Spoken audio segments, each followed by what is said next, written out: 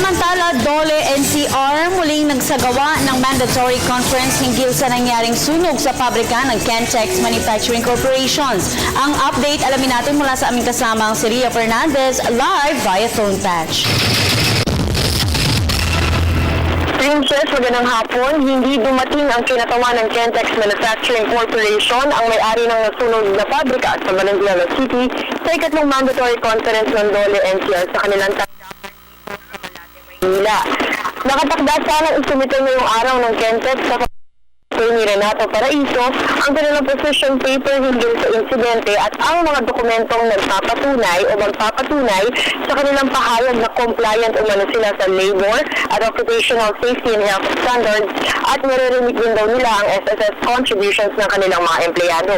Bagkus isang liham ang ipinadala ni Attorney Edward Sipin na nagpakilalang collaborating counsel ni Paraiso. Ayon sa kanyang paliwanag sa liham, hindi nakadalo si Attorney Paraiso sa pagpupulong dahil crucial umano ang presensya ng abogado sa misa na isinagawa sa nasunog na pabrika.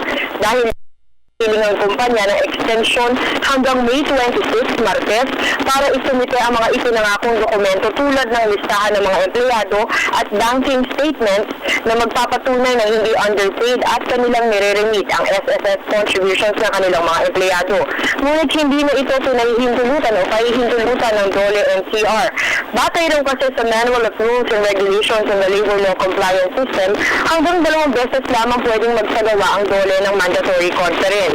Sa ikalawang pagpupulong lamang na isinagawa noong Miyerkules, unang dumalo ang representante at nagsagawa pa ng ikatlong pagpupulong ngayong araw para mangalap ng karagdagang impormasyon mula sa panig ng Kentex, ngunit wala namang dumating.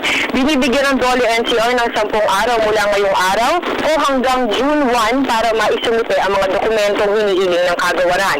Ayon kay DOLE NCR Director Alex Avila, kapag hindi sila nakatupad dito, ipagpapatuloy na nila ang evaluation at maglalabas na sila ng resolution na pagbabasihan ng kanyang i-isyong compliance order.